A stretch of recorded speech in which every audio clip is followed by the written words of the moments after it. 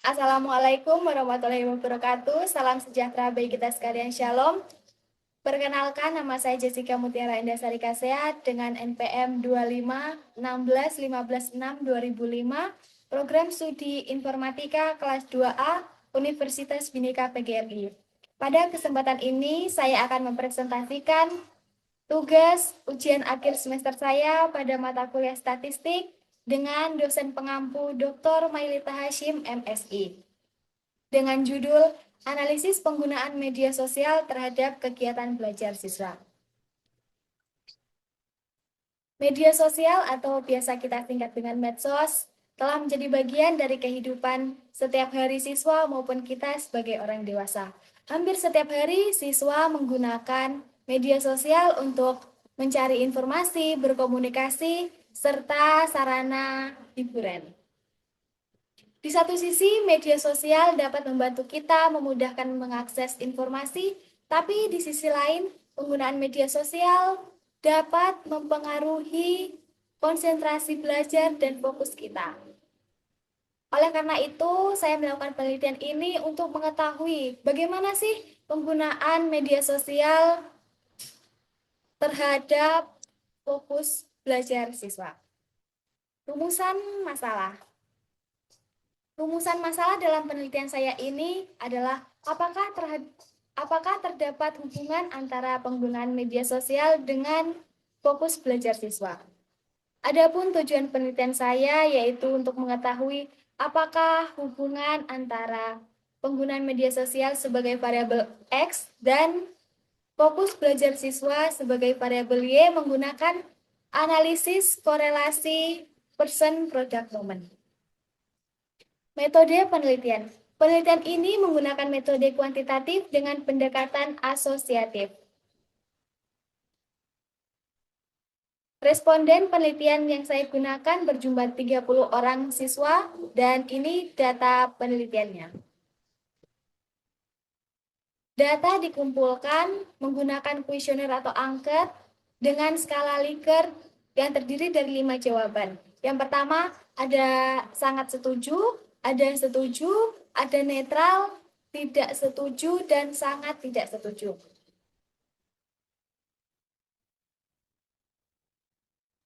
Data yang diperoleh kemudian saya analisis menggunakan korelasi person product moment untuk mengetahui apakah hubungan antara dua variabel tersebut. Ini merupakan rumus dari korelasi person product moment yang keterangannya adalah R ini sebagai koefisien korelasi, N sebagai jumlah responden, X sebagai variabel penggunaan media sosial, Y sebagai variabel fokus belajar, sigma XY sebagai jumlah hasil dari perkalian variabel X dan juga Y. Sigma X kuadrat sebagai jumlah kuadrat dari variabel X, sigma Y kuadrat sebagai jumlah kuadrat dari variabel Y. Hasil perhitungan kemudian dibandingkan dengan nilai R tabel untuk menentukan apakah hipotesis penelitian diterima atau ditolak.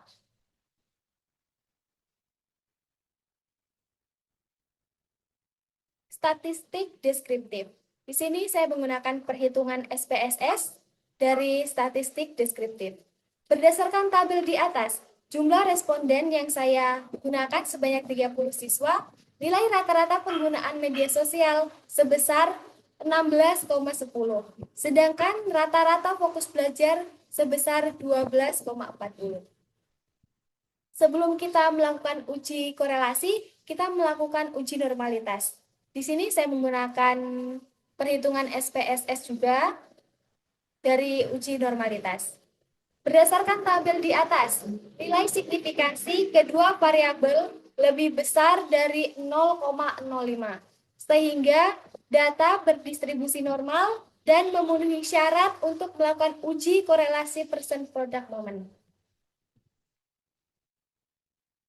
Hipotesis peneliti.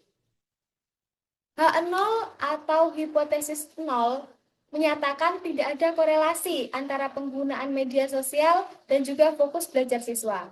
Sedangkan H1 atau hipotesis alternatif menyatakan ada korelasi penggunaan media sosial dan juga fokus belajar siswa. Taraf signifikansi atau alfa. Taraf signifikansi yang saya gunakan adalah 5% atau 0,05. Uji korelasi. Sini saya menggunakan perhitungan SPSS juga. Berdasarkan hasil analisis di atas, diperoleh nilai korelasi sebesar min 0,379 dengan nilai signifikansi 0,039. Karena nilai signifikansi lebih kecil dari 0,05, maka dapat diketahui bahwa terdapat hubungan antara penggunaan media sosial dengan fokus belajar siswa. Nilai korelasi yang bernilai negatif menunjukkan bahwa semakin tinggi penggunaan media sosial, maka cenderung semakin rendah fokus belajar siswa. Meskipun demikian, hubungan yang terbentuk termasuk dalam kategori rendah. Statistik uji. Di sini ada tabel penolong yang saya gunakan untuk membantu saya dalam menghitung dalam perhitungan manual. Dan di sini ada rumusnya tentu. Ini perhitungan manualnya. Dari hitungan manual tersebut, saya memperoleh nilai atau hasil 0,379.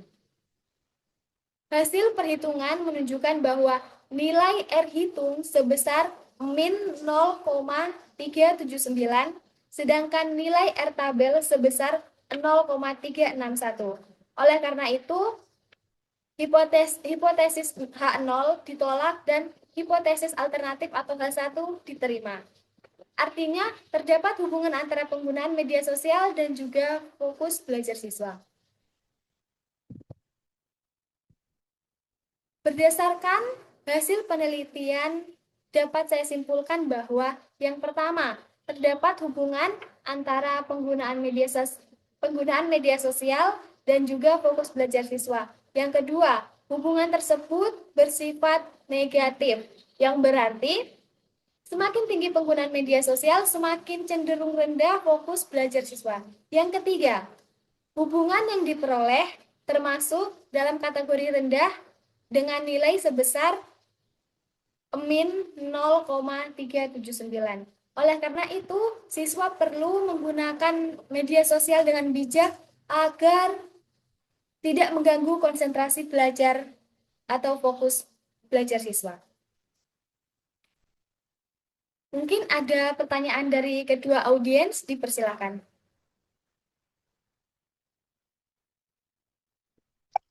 Izin bertanya. Sebelumnya, perkenalkan nama dan juga NPM-nya ya.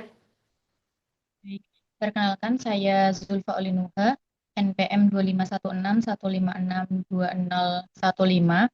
Pertanyaan saya adalah, mengapa nilai korelasi negatif dapat terjadi, Mbak Jessica? Terima kasih atas pertanyaannya. Saya izin menjawab ya.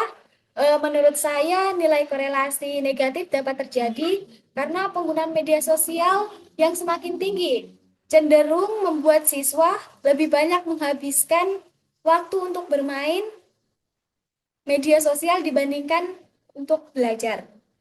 Akibatnya, konsentrasi dan fokus belajar menjadi menurun.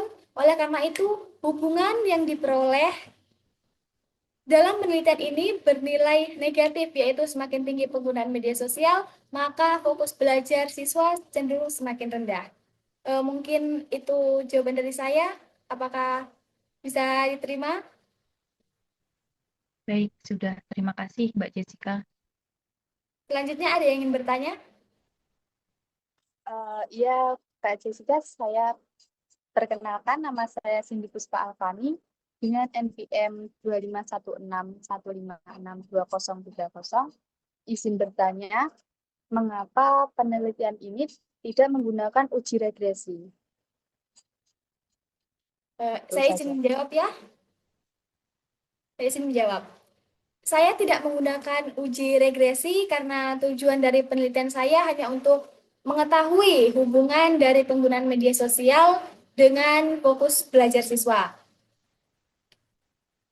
Penelitian ini tidak bertujuan untuk memprediksi atau mengukur besarnya pengaruh dari suatu variabel terhadap variabel yang lainnya.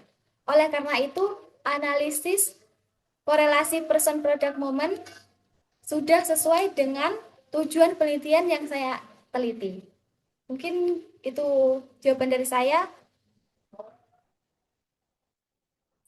Ya, baik. Terima kasih, Mbak Jessica. Terima kasih atas pertanyaan yang diberikan dari kedua audiens.